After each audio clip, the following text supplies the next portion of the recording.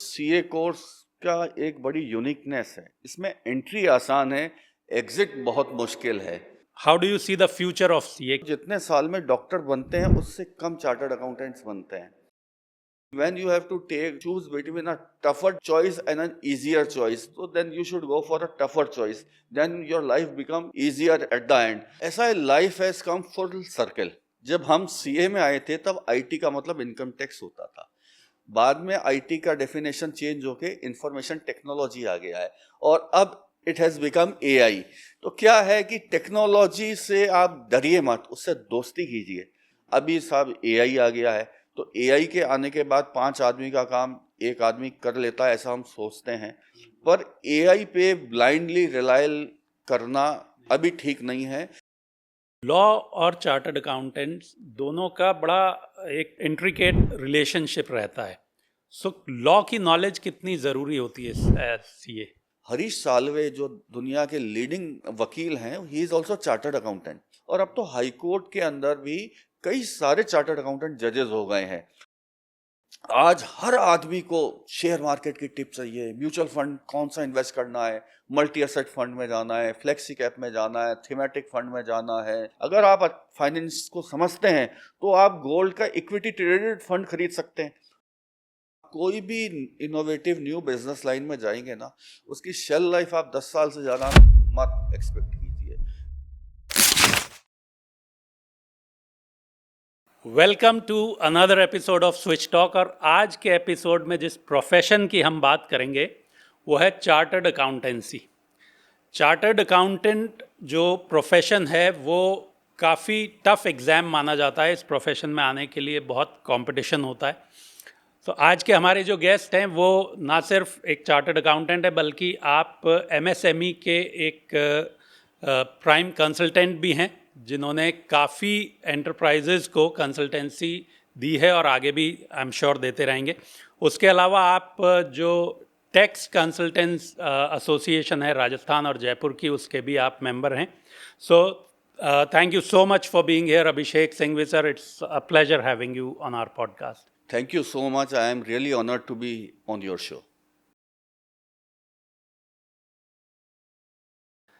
So sir, सबसे पहले शुरू करते हैं आपकी इनिशियल जर्नी से कि आपने कब सोचा कि मुझे सीए बनना है, क्योंकि सीए जनरली आसान एग्ज़ाम नहीं होता है।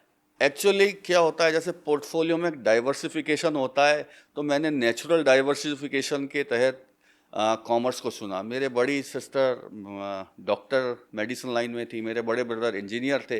तो आई थॉट कि if I become the commerce field में मैं अपना चुनता हूं तो एक फैमिली में प्रॉपर डाइवर्सिफिकेशन हो जाएगा। इससे ज़्यादा मैंने कुछ भी नहीं सोचा था। Very interesting.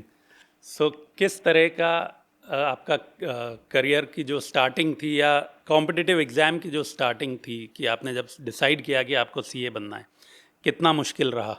Actually CA course का एक बड़ी यूनिकनेस है, इसमें एंट्री आसान है, एग्जिट बहुत मुश्किल है।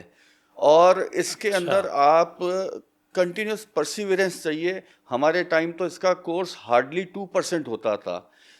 आज भी आप देखेंगे ना, तो जितने साल में डॉक्टर बनते हैं उससे कम चार्टर्ड अकाउंटेंट्स बनते हैं। और चार्टर्ड अकाउंटेंट्स कोर्स के बारे में एक बड़ा मजाक है जो स्टूडेंट्स आपस में करते हैं, क्योंकि इसमें सक्सेस रेट बहुत कम होती है। तो सीए का फुल फॉर्म स्टूडेंट्स आपस में मजाक में कहते हैं, come again. Okay, that's interesting and scary as well. तो आपका जब सीए आप बन गए, तो उसके बाद, क्योंकि सीए बनने के बाद बहुत तरह के ऑप्शंस उसके बाद भी होते हैं, तो उसमें आपने कैसे डिसाइड किया कि आपको खुद की प्रैक्टिस करनी है, या आपने पहले कहीं जॉब किया? किस तरह से आपने अपना करियर स्टार्ट किया? जब सीए बन रहे थे उस दौरान और सीए बनने के बाद काफ़ी डिसीजन, हमने काफ़ी बातें सोची। उस समय मैं स्टैंडर्ड चार्टर्ड बैंक में जॉब किया करता था, एज अ फाइल्स जो होती हैं उनका अप्रेजल किया करता था। तो मैंने वहाँ पे जो हमारे बॉस हुआ करते थे उनसे भी इस बारे में चर्चा करी। तो कुल मिला के जो मैंने प्राइवेट जॉब्स के अंदर जो प्रेशर देखा, मैंने देखा कि इनको पैकेजेस तो अच्छे मिल रहे हैं पर इनके पास क्वालिटी ऑफ लाइफ नहीं है। वहाँ हम देखते थे सुबह पहुँचने का तो टाइम फिक्स है, घर जाने का टाइम फिक्स नहीं है। रात के 9 बजे भी यदि आप अपने घर जा रहे हो तो you are at the whims and fancies and mercy of your boss. तो 6-8 महीने मैंने प्राइवेट सेक्टर में जॉब किया, then I decided that career जरूरी है पर उसके साथ क्वालिटी ऑफ लाइफ भी जरूरी है। एंड ज़्यादा इम्पोर्टेंट। एंड एक मुझे क्या है कि मुझे एक बढ़िया सा डायलॉग शाहरुख खान की मूवी का किसी ने बताया कि when you have to take choose between a tougher choice and an easier choice, so then you should go for a tougher choice, then your life become easier at the end. And today I can say with full conviction कि my choice was absolutely correct and I am well contented and a happy person. Wow, that's so good to know. और ये advice भी students के लिए जो अभिषेक sir ने बताई कि अगर आपको एक डिफ़िकल्ट चॉइस और आसान चॉइस चुननी हो, तो अगर आप डिफ़िकल्ट जो इनिशियली है उसको चुनते हो, जो मैं जनरली स्टूडेंट्स से वैसे भी कहता हूँ कि ये इट इज़ 5 वर्सेस 50। अगर आप जब 9th 10th 11th में हैं तो शुरू के 5 साल अगर आप मेहनत कर लेते हैं तो बाकी के 50 साल 60 साल 70 साल की जो आपकी लाइफ है वो बहुत ईजी हो जाती है comparatively professionally. So this is the choice that you made. So इसमें एक चीज़ और बताएं, एक बार थोड़ा सा वापस पीछे जाते हैं कि जब आपने कॉम्पिटिटिव एग्ज़ाम की तैयारी की, not competitive exam but CA की जब तैयारी की, तो उसमें इज़ इट अ कंपटीशन की टॉप इतने बच्चे निकलेंगे या कोई नंबर ऑफ सीट्स फिक्स होती हैं कि इतने स्टूडेंट्स पास करेंगे, या पासिंग मार्क्स जितने भी बच्चे ले आए वो क्लियर कर जाते? सीए का एग्जाम दुनिया में एक यूनिक तरह का एग्जाम है। या you have to score 50% of marks, not only in individual subject but aggregate, and Right. That is it. And quality of question papers, quality of marking इतनी स्ट्रिक्ट है कि अब तो ज़्यादा बच्चे पास होने लग गए हैं। उस ज़माने में सिर्फ 2% होते थे। आज जो रिजल्ट इम्प्रूव हुआ है उसके दो कारण हैं। एक तो कोचिंग्स बहुत होने लग गई हैं, कोचिंग में अच्छी तैयारी करा दी जाती है। दूसरा सीए इंस्टीट्यूट के ऊपर भी प्रेशर है कि इकोनॉमी की नीड के अकॉर्डिंगली उनको प्रोफेशनल्स चाहिए। राइट। सो तैयारी को लेकर थोड़ा सा अगर आप गाइड करें स्टूडेंट्स को, क्या एडवाइस देंगे? क्योंकि बहुत लंबा प्रोसेस हो जाता है, करीब 3-4 साल लगते हैं इसमें। ये 3-4 साल का प्रोसेस है। इसके अंदर सीए कोर्स में बच्चे जहाँ गलती करते हैं वो थियोरिटिकल हो जाते हैं, प्रैक्टिकल एस्पेक्ट भूल जाते हैं, वो ट्रेनिंग पे ध्यान नहीं देते, ओवरऑल ग्लोबल सिनारियो में क्या हो रहा है उसका ध्यान नहीं रखते। सीए के फाइनल के क्वेश्चन पेपर्स में कोई ना कोई की क्वेश्चन एक ऐसा आता है जो करंट मार्केट सिनारियो से रिलेटेड होता है, और आप यदि उससे अपडेटेड नहीं हो, चाहे वो अकाउंटेंसी में हो, चाहे आपकी फाइनेंशियल मैनेजमेंट में हो, चाहे कॉस्टिंग में हो, तो अगर आप उससे अपडेटेड नहीं हैं तो आप उससे कोप अप नहीं कर पाएंगे। मैं आपको एक एग्जांपल बताता हूं। जब मैं सीए के एग्ज़ाम देने जा रहा था, एफईडीपी का एक एग्ज़ाम होता था। उस ज़माने में हमने कंप्यूटर पे इतना हैंड्स ऑन एक्सपीरियंस भी नहीं था। तो मैं मेरे फ्रेंड के घर गया उसको लेने, तो उसने कहा यार ये देखो, ये एक तो www है, इसकी डेफिनेशन पढ़ लो, और एक वेब इंटरनेट की डेफिनेशन पढ़ लो, तो ये इंपॉर्टेंट चीज़ अभी चल रही है। एंड दोनों के 5-5 मार्क्स के क्वेश्चंस आए, एंड आप ये देखिए कि फ़ायदा मिला। उसका फ़ायदा मिला।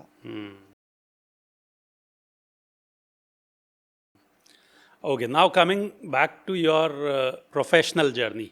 तो जब आपने डिसाइड किया कि जॉब नहीं करना है, देन व्हाट हैपेंड? क्या सोचा आपने, किस तरह से करेंगे? ऐसा है, जब आपको जॉब नहीं करना है और खुद का काम खोलना है तो देखिए इनिशियली आपको इंफ्रास्ट्रक्चर भी क्रिएट करना पड़ता है, इनिशियली स्टाफ भी रखना पड़ता है, खर्चे भी होते हैं आपके ऊपर, सोसाइटी का, आपके रिलेटिव्स का इनिशियल फेथ भी नहीं होता है, तो इनिशियल पीरियड तो टफ होता है। तब आपको अपनी स्किल्स को एक तो शार्पन करने की तरफ ध्यान देना चाहिए, और थोड़ा सा आपको इतना सब्र होना चाहिए कि भाई 5 साल का 3 साल का जेस्टेशन पीरियड तो है, पर अब जब आप क्वालिफाइड हो गए हो, चार्टर्ड अकाउंटेंट हो गए, रिलेटिव्स एंड सोसाइटीज भी आपसे कुछ एक्सपेक्ट करती है। तो हमने क्या किया, सीए का ऑफिस तो दिन में चलता था, मॉर्निंग में और इवनिंग में क्लासेस लेने चालू कर दिया एज अ फैकल्टी। अलग अलग इंस्टीट्यूट में क्लासेस लेते थे, तो उससे हमें कुछ फाइनेंशियल सपोर्ट मिला, उससे हमें एक एक्सपोजर मिलता था, एंड धीरे धीरे हमारे पास फाइल्स जुड़ती गई, काम करते गए, और काम पे फोकस करें। ओके, सो आपका करियर ग्राफ कैसे बढ़ा उसके बाद, वो थोड़ा सा आप ब्रीफ करेंगे कि अब आप क्या करते हैं और क्या आपने स्टार्ट किया एज योर ओन कंसल्टेंसी? पहले तो हम नॉर्मल प्रैक्टिस की तरफ ही इंक्लाइंड थे, वो ही करते थे, पर उसमें सैचुरेशन दिखने लग गया। जो नॉर्मल जो क्या कहते हैं ट्रेडिशनल प्रैक्टिस है, इनकम टैक्स है, इनडायरेक्ट टैक्सेस, उसमें सैचुरेशन दिखने लगा। तो हमने फिर हमारे ये एमएसएमई कंसल्टेंसी की तरफ बाइफर वो क्या कहते हैं डाइवर्ट होने का सोचा, क्योंकि यहाँ पे हमें लगता था कि स्कोप है एंड हमारा थॉट प्रोसेस क्लिक कर गया। पर अगेन आई टेल यू, आप कोई भी इनोवेटिव न्यू बिजनेस लाइन में जाएंगे ना, उसकी शेल लाइफ आप 10 साल से ज़्यादा मत एक्सपेक्ट कीजिए। You have to think innovative, कि आपको कुछ ना कुछ सोचना पड़ेगा, नहीं तो क्या एक एक पोजीशन के बाद आके हर फील्ड सेचुरेट हो रहा है। Now this is a very good advice कि हर 10 साल सर ने बोला, बट विद टाइम आपको you have to keep an eye on the changing technology, changing interface, जिस तरह से सिस्टम्स बदल रहे हैं, और अपने आप को अपग्रेड रखना बहुत ज़रूरी है। सो नाउ सीए का जो फील्ड होता है सर, उसमें काफ़ी अपने आप में स्पेशलाइजेशंस होते हैं, जैसे direct tax, indirect tax, finance, audit, और अब तो आफ्टर इंटरवेंशन ऑफ एआई जिस तरह से चीज़ें बदल रही हैं, उससे पहले भी थोड़ा सा फेसलेस भी काफ़ी चीज़ें हो गई हैं गवर्नमेंट में भी, जो टैक्सेशन डिपार्टमेंट है उसमें भी। So how things have changed, और इनके बारे में देखते हुए how do you see the future of CA? क्या सीए की इम्पोर्टेंस या ज़रूरत कम हो गई है स्मॉल बिजनेसेस के लिए स्पेशली? ऐसा है, life has come full circle. जब हम सीए में आए थे तब आईटी का मतलब इनकम टैक्स होता था। बाद में आईटी का डेफिनेशन चेंज होके इंफॉर्मेशन टेक्नोलॉजी आ गया है, और अब इट हैज़ बिकम एआई। तो क्या है कि टेक्नोलॉजी से आप डरिए मत, उससे दोस्ती कीजिए। जब हम इनिशियल फेज में हमारे चार्टर्ड अकाउंटेंसी की ट्रेनिंग करते थे, तब हमारा बिगेस्ट चैलेंज होता था ट्रायल बैलेंस मिलाना, डेबिट एंड क्रेडिट मिलाना। वो डेबिट एंड क्रेडिट मिलाने में हमें कई बार बैलेंस शीट को मिलाने में 3-3, 4-4 दिन लग जाते थे। धीरे धीरे अकाउंटिंग सॉफ्टवेयर आए तो ये बैलेंस शीट ऑटोमेटिक बनने लग गई। उसके बाद हम रिटर्न्स वगैरह भरते थे, वो मैनुअली भरते थे। फिर अकाउंटिंग सॉफ्टवेयर आ गए, उन सॉफ्टवेयर्स के साथ हमको बड़ा जूझना पड़ा, उन सॉफ्टवेयर से बड़ा फ्रेंडली होने में समय लगा। अभी साहब एआई आ गया है, तो एआई के आने के बाद 5 आदमी का काम एक आदमी कर लेता है, ऐसा हम सोचते हैं। पर एआई पे ब्लाइंडली रिलाय करना अभी ठीक नहीं है, क्योंकि मैंने देखा है, मैंने प्रैक्टिकली देखा है, एआई आपको कुछ गाइडेंस दे सकता है, पर आप उसमें ब्लाइंडली रिलाई करेंगे ना तो वो आप दिक्कत में आने वाले हैं। और अभी ये गलती लोग बाग कर रहे हैं। वो सोचते हैं कि हमें टैक्स रिटर्न के लिए चार्टर्ड अकाउंटेंट या प्रोफेशनल की ज़रूरत नहीं पड़ेगी। दिन दिन आप जानते हैं हर स्टैच्यूट में, हर लॉ में कॉम्प्लिकेशंस बढ़ती जा रही हैं। हमें भी उसकी ट्रैक और अपडेटेड रहने के लिए बहुत मेहनत करनी पड़ रही है। तो एक अगर लेमैन सोचता है कि मैं अपने टैक्स रिटर्न खुद फाइल कर सकता हूँ और I don't need a professional, तो आई थिंक वो एक रिस्की प्रपोजिशन है। तो सर फाइनेंस सेक्टर की अगर बात करें, जो सीएज फाइनेंस में जाना चाहते हैं, क्योंकि अब जिस तरह से हम देख रहे हैं बैंक्स भी और एनबीएफसीज भी काफ़ी आ गए हैं, वो अपने प्रोडक्ट्स को बड़ा एग्रेसिवली मार्केट कर रहे हैं। सो उस फील्ड में या उस सेक्टर में कैसा स्कोप आप देखते हैं एज अ सीए? ऐसा है कि पहले आज से 20-25 साल पहले ये फाइनेंस सेक्टर बहुत आसान था। अब ये भी हाईली स्किल्ड और टेक्निकल हो गया है।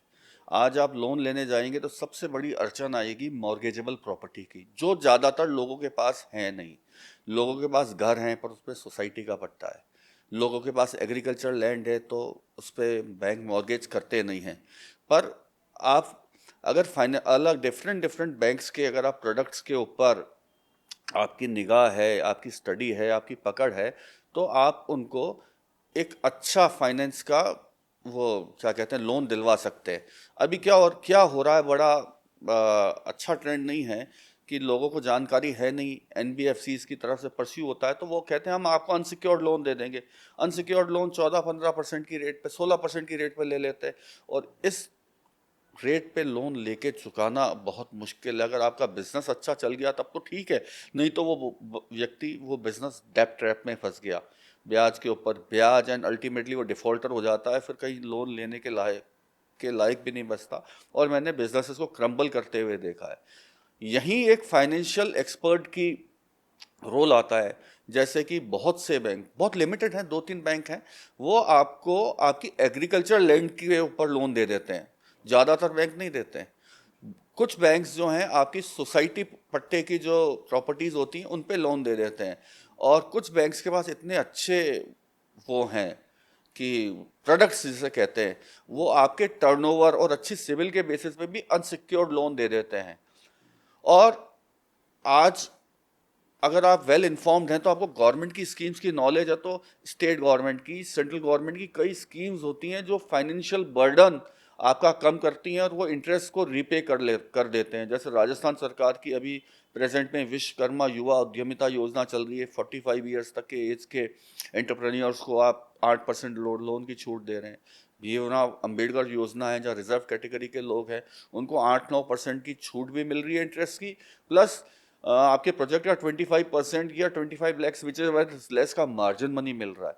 बड़े बिजनेसेस हैं, अगर वो जेड सर्टिफिकेशन करा लेते हैं तो बैंक्स उनको 50 पैसे का इंटरेस्ट रेट की छूट दे रहे हैं। तो आप इससे अपने क्लाइंट का भी फायदा पहुंचा सकते हैं और आप अपनी रेलेवेंस बना के रख सकते हैं। प्लस आज आपको लोन लेना है तो उसके लिए आपको कंटिन्यूस उसके लिए प्रिपेयर रहना है। आपको बैलेंस शीट आपको प्रॉपर अपनी प्रेजेंट रखनी है, उसको बना के रखना है। हमने देखा है आपके पास मॉर्गेजेबल प्रॉपर्टी भी है, आपका बिजनेस भी अच्छा है, पर आपको लोन नहीं मिल रहा। क्यों? क्योंकि आपकी बैलेंस शीट में आपका प्रॉपर स्ट्रेंथ नहीं दिख रही है। दैट रिमाइंड्स मी, मेरा जो एक एक्सपीरियंस रहा वर्ल्ड बैंक का एक प्रोजेक्ट था जो रूरल डेवलपमेंट डिपार्टमेंट के साथ था, जिसे राजस्थान में राजीविका बोलते हैं। उसमें जो गांव की गरीब महिलाएं हैं उनके सेल्फ हेल्प ग्रुप्स बनाकर उनको पावर्टी एलिवेशन के लिए वी वर वर्किंग। सो उसमें जो मेरा एक्सपीरियंस रहा वो यही रहा कि लोन दिलवाना बैंक से आसान नहीं है, बट क्योंकि उसमें बुक कीपिंग हम लोग बहुत स्ट्रॉन्ग रखते थे और we would guide all the self help groups कि आपकी बुक कीपिंग बहुत स्ट्रॉन्ग होनी चाहिए, that help them get loans. और उस वजह से वो बड़े ऑर्गेनाइज हुए, जो बात आप भी कह रहे हैं कि अगर बैलेंस शीट आपकी अच्छी हो। और उस वजह से ये भी हुआ कि उनको गांव की महिलाओं को बहुत लोन बैंक्स ने दिया, और वो रीपेमेंट की जो रेट थी वो भी बहुत अच्छी थी। It was more than 96-97%, which is considered excellent rate of loan repayment. So now that brings me to the next question कि इंडस्ट्रीज़ को लेकर ख़ास तौर पे, क्योंकि आप MSME को लेकर एक बहुत ही प्रोमिनेंट कंसल्टेंट के तौर पर जाने जाते हैं, तो गवर्नमेंट की जो स्कीम्स हैं उसके बारे में मुझे लगता है कि बहुत सारे लोगों को पता ही नहीं होता है। So is that where the role of a consultant like you comes in picture, या और भी तरीके होने चाहिए लोगों को इन स्कीम्स के बारे में बताने के लिए? देखिए, वैसे तो गवर्नमेंट की स्कीम की पब्लिसिटी तो गवर्नमेंट का ही काम है। गवर्नमेंट सीए इंस्टीट्यूट के साथ, अलग अलग टैक्सेशन बॉडीज़ के साथ कोलैबोरेट करके उसको जनता तक पहुंचाना चाहिए। पर क्या होता है कि गवर्नमेंट का भी एक लिमिटेशन होती है, उनकी वर्किंग का स्टाइल होता है, और हर चीज़ों के अंदर क्या होता है, कॉम्प्लिकेशंस होते हैं।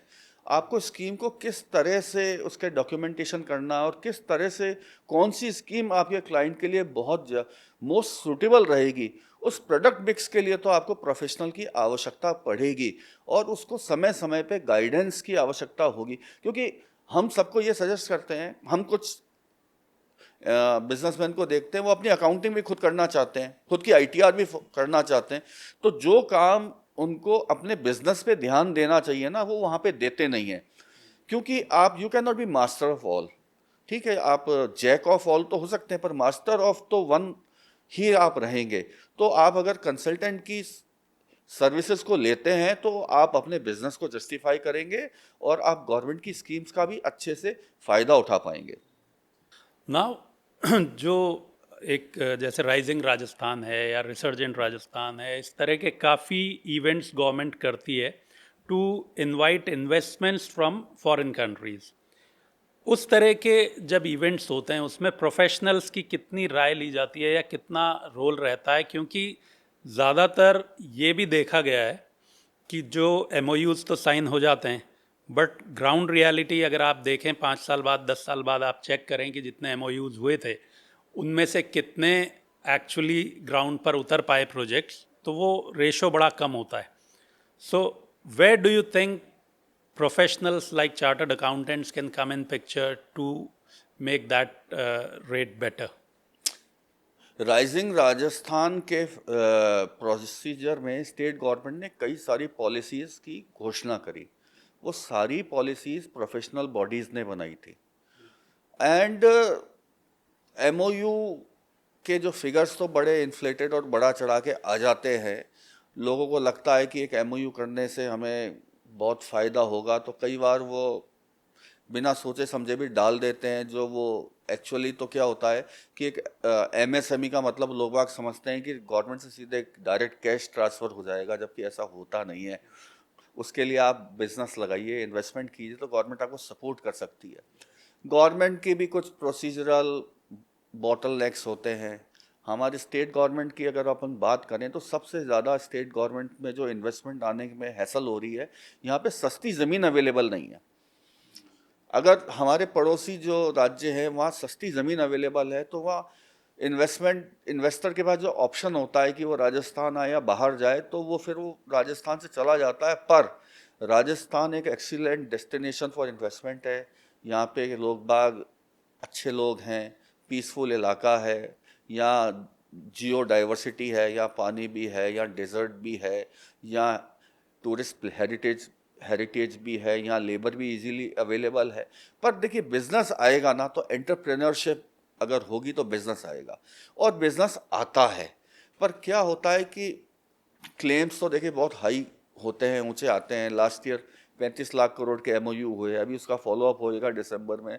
अपने क्लेम को सपोर्ट करने के लिए फिर एक अच्छा सा सरकार फिगर तो दे देगी। और ऐसा नहीं है बिजनेस नहीं आ रहे, पर राजस्थान के अंदर जो महंगी ज़मीन है ये एक बहुत बड़ा बॉटलनेक है। नहीं तो आप राजस्थान में इन्वेस्ट कीजिए, स्टेट गवर्नमेंट आपको जितना आपका टोटल इन्वेस्टमेंट है उसका 100% आपको रिफंड कर देती है अलग अलग स्कीम्स के थ्रू। एमएसएमई है तो जो आपने इन्वेस्टमेंट किया उसका 125% दे देगी। और आप क्या चाहते हैं? तो कमी कहाँ रह जाती है? क्योंकि आप जो बता रहे हैं उस हिसाब से ना सरकार की तरफ से कमी है, ना जो रिसोर्सेज चाहिए उसके लिए कमी है। मैंने आपसे बताया कि राजस्थान में जो लैंड है ना, इंडस्ट्रियल उसकी लैंड है, वो प्राइस बहुत महंगी है। उस लैंड की वहाँ कॉस्ट अटकता के ऊपर वर्किंग करनी चाहिए गवर्नमेंट को इजीली। मतलब आपको क्या कहते हैं, रीजनेबल रेट में अगर लैंड का अगर गवर्नमेंट प्रोवाइड कर देती है, ऐसी कोई स्कीम लाती है, तो वो आपको इंडस्ट्री को बहुत फ़ायदा मिलेगा। प्लस अभी राइजिंग राजस्थान लास्ट ईयर ही आया था और स्कीम्स भी लास्ट ईयर आई थी। इन चीज़ों को इम्प्लीमेंट होने के लिए थोड़ा सा समय देना चाहिए, इतना जल्दबाजी में कुछ भी नहीं हो सकता। बट ये तो इस तरह के प्रोग्राम्स तो कई सालों से हर सरकार करती आ रही है। अब एक्चुअली क्या है कि राजस्थान का एक क्या कहें, एक ट्रेंड चलता है कि यहाँ पे सरकारें 4-5 साल हर बार नई सरकार आती है, और पहले जो गवर्नमेंट्स ये इस तरह के प्रोजेक्ट्स लाती थी, प्रोग्राम्स लाती थी, अपने गवर्नमेंट के आने के 3rd ईयर तक ला पाती थी। तो वो उसको जब तक इम्प्लीमेंटेशन करना, उसके फ्रूट्स आने का टाइम हो जाता था तो गवर्नमेंट चेंज हो जाती है। तो नई गवर्नमेंट आती है, उसकी नया थॉट प्रोसेस होता है। जैसे इससे पहले गवर्नमेंट थी, वो राजस्थान इन्वेस्टमेंट प्रमोशन स्कीम 19 लाई, फिर इन द मिडिल उसको लगा कि हमारी पॉलिसी थोड़ी लेसर डायनेमिक है, तो वो 22 लाए रहा है। अब इस गवर्नमेंट ने आते ही राजस्थान इन्वेस्टमेंट प्रमोशन स्कीम 24 ले आए। हर गवर्नमेंट का अपना थॉट प्रोसेस होता है, अपना वर्किंग स्टाइल होता है, अपनी प्रायोरिटीज़ होती हैं। तो अब अच्छे की उम्मीद करनी चाहिए कि सरकार के पास 4 साल का समय है, और डबल इंजन की सरकार है। सेंट्रल गवर्नमेंट भी इनकी है, स्टेट गवर्नमेंट भी इनकी है, और सेंट्रल से इनके पास फंडिंग भी आ रही है, और वर्ल्ड बैंक का एक प्रोजेक्ट है रैम्प, उससे भी सपोर्ट आ रहा है। तो उम्मीद करनी चाहिए कि रिजल्ट्स अच्छे आएंगे। चलिए, बहुत बढ़िया है, देखते हैं क्या रिजल्ट्स आते हैं। और अब वापस आते हैं सीए के प्रोफेशन पे, क्योंकि आपका जो एक्सपीरियंस है वो बड़ा डाइवर्स और वर्सेटाइल रहा इस प्रोफेशन में। लॉ को लेकर अगर बात करें तो लॉ और चार्टर्ड अकाउंटेंट्स दोनों का बड़ा एक इंट्रिकेट रिलेशनशिप रहता है। सो लॉ की नॉलेज कितनी ज़रूरी होती है एज सीए? सीए की पढ़ाई में इनडायरेक्ट टैक्सेस जैसे जीएसटी है, कस्टम्स है, पढ़ाए जाते हैं, इनकम टैक्स पढ़ाया जाता है, वो भी तो एक लॉ है। लॉ का मतलब ये नहीं है कि अपना क्रिमिनल प्रोसीजर कोड है या आईपीसी है।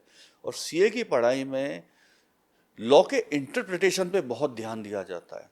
आपको शायद पता हो नहीं है, हरीश साल्वे जो दुनिया के लीडिंग वकील हैं, he is also chartered accountant. तो जो कमर्शियल लिटिगेशंस होते हैं और आजकल बहुत होने लग गए हैं, वो हाई कोर्ट में, सुप्रीम कोर्ट में जाते हैं। पहले चार्टर्ड अकाउंटेंट्स को, लॉयर्स को उन केसेस की पूरी तैयारी करवानी पड़ती थी और कई बार वहाँ क्रॉस क्वेश्चनिंग में दिक्कत आ जाती थी। अब जब चार्टर्ड अकाउंटेंट है और वो लॉ की प्रैक्टिस कर रहा है और उसमें भी स्पेशलाइजेशन है कि ये लॉयर जीएसटी का लॉयर है, ये लॉयर इनकम टैक्स का लॉयर है, तो वो अपने क्लाइंट्स के केसेस को अच्छे से परस्यू कर सकता है। और अब तो हाई कोर्ट के अंदर भी कई सारे चार्टर्ड अकाउंटेंट जजेस हो गए हैं। तो आई थिंक जिसका इंटरप्रिटेशन की स्किल अच्छी है, उस सीए को तो आपको लॉ की प्रैक्टिस करनी चाहिए। देखिए, अलग अलग तरह की स्किल्स होती है, किसी की फाइनेंस की अंडरस्टैंडिंग होती है, किसी की लॉ का इंटरप्रिटेशन होता है, किसी को ये होता है कि आप बिजनेस कैसे अच्छे से चला सकते हैं। तो अकॉर्डिंगली ही शुड टेक द डिसीजन।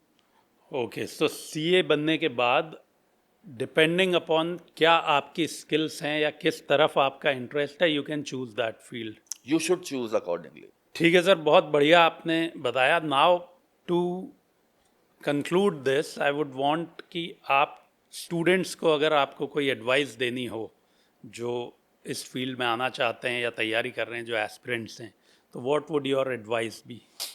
देखिए, जैसा मैंने पहले भी बताया, स्टूडेंट्स को अपनी आर्टिकलशिप बहुत अच्छे से करनी चाहिए। आर्टिकलशिप में आपको जो प्रैक्टिकल एक्सपोजर इनकम टैक्स का मिलेगा, इनडायरेक्ट टैक्सेस का मिलेगा, फाइनेंस का मिलेगा, वो आपको एग्जाम में बहुत काम आएगा। आपको फाइनेंशियल पब्लिकेशंस रेगुलर बेसिस पे पढ़ने चाहिए, जैसे मिंट एक अच्छा फाइनेंस का न्यूज़पेपर है। अभी तो यूट्यूब के अंदर भी बहुत अच्छे फाइनेंस के चैनल्स आते हैं, आप उनको पढ़िए और आप एक स्ट्रेटेजी के तहत अपने एग्ज़ाम्स की तैयारी कीजिए। ये नहीं है कि आपको पूरा कोर्स करना है। देखिए, अगर आप पूरे सिलेबस को देखोगे तो इतना बल्कि और लेंदी हो जाएगा, आप उसको नहीं कर पाओगे। आपको प्रीवियस एग्ज़ाम्स के ट्रेंड्स को देखते हुए एक स्ट्रेटेजी के तहत अपनी तैयारी करनी चाहिए। और अभी एक बड़ा ट्रेंड चल पड़ा है कि इधर एग्ज़ाम पास किया, उधर वो कोचिंग इंस्टीट्यूट की तरफ बच्चा भागता है। वो मैं ठीक नहीं मानता हूँ। आप सेल्फ स्टडी की तरफ ध्यान दें और एक स्ट्रेटेजी बनाएं और उसके तहत आप पढ़ाई करेंगे तो आपको सफलता जरूर मिलेगी। तो ये तो आपने स्टूडेंट्स के लिए बताया। नाउ जो लोग ऑलरेडी सीए बन चुके हैं बट दे आर यंग, जो अभी अभी सीए बने हैं, उनके लिए क्या एडवाइस आपकी होगी? मैं उनको एडवाइस करूंगा कि वो सक्सेस स्टोरीज को भी पढ़ें, सुने, एंड फेलियर्स को भी पढ़ें और सुने और एनालाइज करें कि आदमी सफल क्यों हुआ और असफल क्यों हुआ। यूट्यूब पे एक बहुत अच्छी मूवी है, द फाउंडर, मैकडोनल्ड की जो जर्नी है उसके ऊपर आप वो देखें। टोयोटा प्रोडक्शन सिस्टम है, आप उसको सुने, कैसे सेकेंड वर्ल्ड वॉर में जो जापानी कंपनियां इतनी पिछड़ गई थी और आज वर्ल्ड लीडर्स हैं। And believe in yourself, think big, think innovative, and try to become a job giver rather than a job seeker. तो फाइनेंस की अगर बात करें तो जो शेयर मार्केट है स्पेशली, उसमें भी सीएस का काफ़ी रोल रहता है टू एडवाइस पीपल, जो फाइनेंशियल कंसल्टेंसी होती है। तो उसमें क्या रोल आप मानते हैं एज चार्टर्ड अकाउंटेंट? मैं आपको एक एग्जांपल देके बताना चाहता हूँ। 2021 में मार्केट सेंटिमेंट बहुत ही नेगेटिव था ड्यू टू कोरोना। तब राकेश झुनझुनवाला ने बड़ा बोल्ड स्टेटमेंट दिया, बड़ा बोल्ड अपना व्यूज रखे कि today we have 5 crore demat account, what about another 20 crore. और आज 2025 में हम जब बात कर रहे हैं, मेरे पास एग्जैक्ट फिगर नहीं है, पर 20 करोड़ डीमैट अकाउंट खुल चुके हैं। आज मेजर लोगों का इन्वेस्टमेंट म्यूचुअल फंड में चला गया है।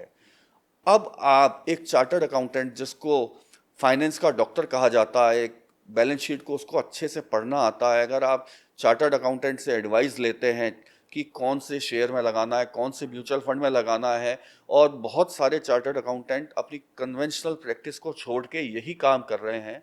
एक 2010 की सीए है, रचना रानाडे, वो डेली अपने व्यूअर्स को पॉडकास्ट चैनल पे इन्वेस्टमेंट की और फाइनेंस की टिप्स देती हैं। उनके 4 मिलियन से भी ज़्यादा फॉलोवर्स हैं। जब भी मैंने लास्ट देखा तो आप देखिए, किसी के चैनल पे 4 मिलियन फॉलोवर्स हैं तो उसकी अपने आप में इससे कितनी कमाई हो रही है। उसके अलावा फाइनेंस फील्ड में कुछ बड़े चार्टर्ड अकाउंटेंट्स के नाम आपको मैं बताता हूँ। Uday Kotak, Motilal Oswal, Deepak Parekh, Kumar Mangalam Birla is also a chartered accountant. तो आज हर आदमी को शेयर मार्केट की टिप चाहिए, म्यूचुअल फंड कौन सा इन्वेस्ट करना है, मल्टी एसेट फंड में जाना है, फ्लेक्सी कैप में जाना है, थीमेटिक फंड में जाना है, ईटीएफ में जाना है। आप ये देखिए, आज गोल्ड के दाम देखिए, 2020 में गोल्ड 38,000 पर 10 ग्राम था। अभी दिवाली पे 1,35,000 पर 10 ग्राम चला गया। गोल्ड खरीदने में कितनी रिस्क है, उसकी प्योरिटी को लेके, उसकी सेफ्टी को लेके। अगर आप फाइनेंस को समझते हैं तो आप गोल्ड का इक्विटी ट्रेडेड फंड खरीद सकते हैं। तो जो आपको एप्रिसिएशन यहाँ पे मिलेगा, गोल्ड फिजिकल तो आप डिजिटल गोल्ड से भी ले सकते हैं। गवर्नमेंट के गोल्ड बॉन्ड है, वहाँ तो गोल्ड को बेचने पे अगर आपको मैच्योरिटी पे गोल्ड को आप बॉन्ड को सेल करते हैं तो आपको कैपिटल गेन भी नहीं लगेगा, इंटरेस्ट आपको और फायदा मिलेगा। तो यहाँ पे आपका बड़ा अच्छा स्कोप है लोगों को एडवाइस देने का और उससे आपका अच्छा प्रोफेशनल मींस फुलफिल करने का। तो thank you so much Abhishek sir, it was a pleasure talking to you. और जो स्टूडेंट्स देख रहे हैं, आई एम श्योर उनके लिए एक प्रॉपर रोड मैप है, ना सिर्फ तैयारी कैसे करनी है उसका, बल्कि सीए बनने के बाद आपको क्या क्या अपॉर्चुनिटीज़ हैं, किस तरह के चैलेंजेस आते हैं और क्या आपको लाइन चूज़ करनी चाहिए डिफरेंट ऑप्शंस में, and what should be the criteria for you to decide कि आप सीए बनने के बाद किस तरह के सेक्टर की तरफ अपना करियर बनाएंगे। So it was an honour talking to you, we had a lot of knowledge from you, thank you for your time.